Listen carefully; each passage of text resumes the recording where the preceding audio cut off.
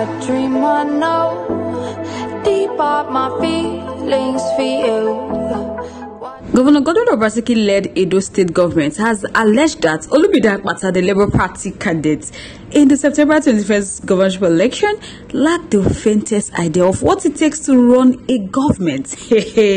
My people, while I know too much like this. Moving on after this, we have the Edo State chapter of the All Progressive Congress said on Friday that the state government cannot fault the party's state chairman claim that Edo people have been pushed below the poverty line. Alright, my wonderful people, before I comment fully, welcome back to my wonderful channel as we are giving a back-to-back updates information as see the hot. So if today now your first time to join our wonderful channel, kindly subscribe, like, comment, share, but don't forget to turn the notification bell to get notified whenever we drop a video. To all our amazing subscribers, thank you so much for joining. Alright, my people, we dive into the main story.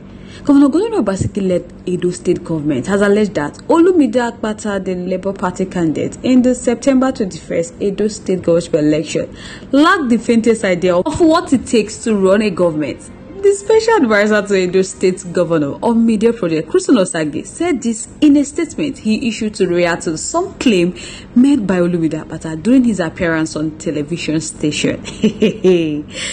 Osage, in his statement, alleged that the Labour Party governorship candidate peddled falsehood during his recent appearance on a television station and was unable to answer questions on key areas of development, especially on electricity and agriculture.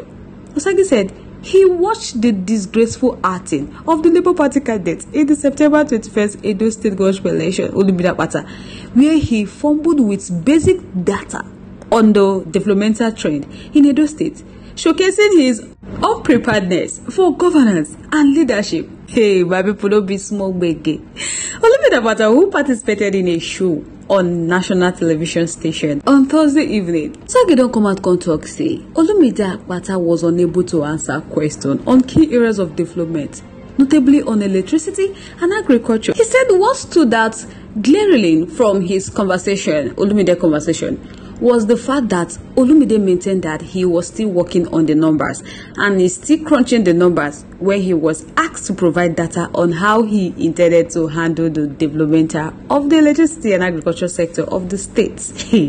That even when he went specific, that Olumide Akpata provided spacious explanation on how he intended to fit electricity in the state.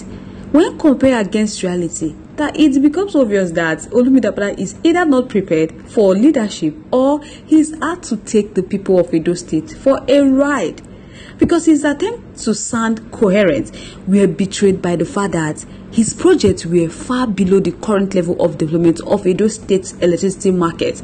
For instance, Christian said Edo State currently generates over 145 kilometer-hours of power through private power generating company empowering industries in Edo State. That some of the companies actively generated power, including Osiomo Power Company, Depot Energy Park, and Dangote Cement. Aside from this, Azura generates over 500 hours, which is sent to the national grid. That Edo State government has also introduced the Renewable Power Initiative in collaboration with private players, which is powering communities with mini power grid. Several communities have started enjoying this scheme, and a statewide rollout is underway. So, throughout the 30-minute show time, that Olumide Akpata was more fixated on an alleged 16 billion Federation Account Allocation Committee fund due to the state monthly, highlighting on the increase in revenue. So the way they say that Olumide Akpata does not have the faintest idea of what it takes to run a government, because a serious candidate should rather be focused on how to diversify the government's earnings to boost the government capacity to deliver good governance to the people. He said that also shows that he lacks creativity in thinking. That is also laughable that Olumide Akpata would ban the false narrative that Edo State has not attracted any foreign investment in the last 8 years. That is a blatant lie. That Edo has attracted investment in manufacturing and agriculture from foreign companies in the last 8 years under Governor Gbos. So the way they say Olumide Akpata lack the faintest idea on how to govern the Edo State. So well, guys, I would like to know your thoughts.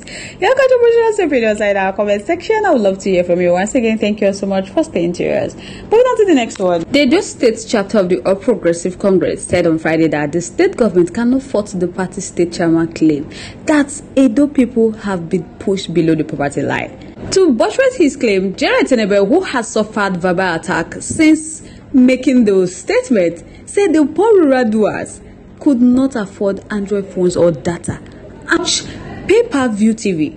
H0T had initially stated this during a Thursday interview section with Arise Television. There he also disclosed that the APC governorship candidate Michael Obolo will not honor the channel request for an interview. While Olumide Akpata, the candidate of the Labour Party, and his People Democratic Party counterpart H0T has appeared on the show, Mondo Obolo has yet to honor the interview request.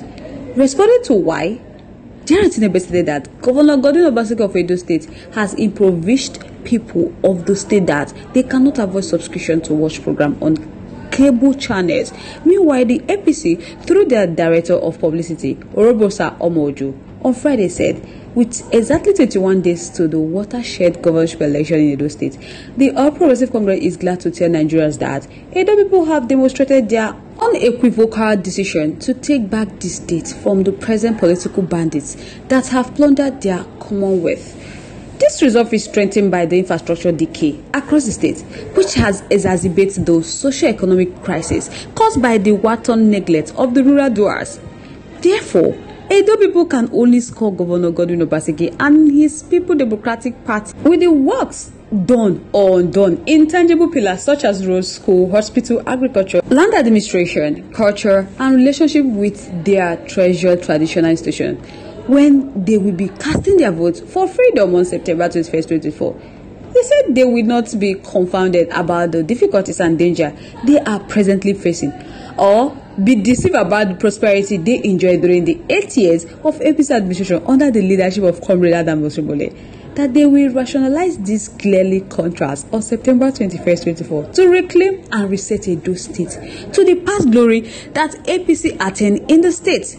The statement made by their state chairman, H0T, that Edo State has been pushed below the poverty line by Governor Godwin Obaseki, and as such, the majority of the poor rural doers are unable to buy Android phones or data, aptly define the miserable hardship that has been caused by the PowerPoint administration of the PDP in Edo State.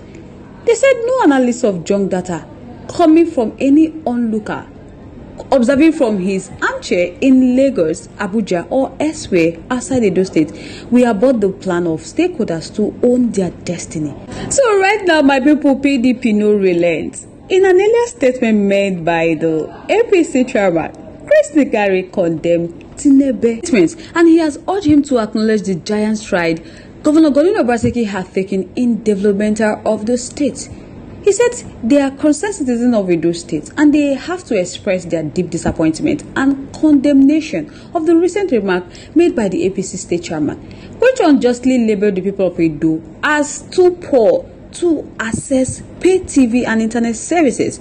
That such statement not only undermine the dignity of their citizens, but also misrepresent the ongoing progress and development within their state. That Edo State has witnessed significant economic growth as evidenced by their increasingly internally generated revenue, gross domestic product, and the successful implementation of government initiatives, including the provision of free internet access to enhance connectivity for their people. That this effort reflects a commitment to improve the quality of life and empowering their citizens. So it's essential for their leaders to recognize and celebrate the resilience and achievement of Edo people, rather than perpetuating harmful stereotypes. So he urged the APC chairman, H0T, to acknowledge the stride they have made together and to engage in constructive dialogue that uplifts their community. That's all. So I guess I would like to know your thoughts. Your contributions, opinions are in our comment section. I would love to hear from you. Once again, thank you so much for staying here.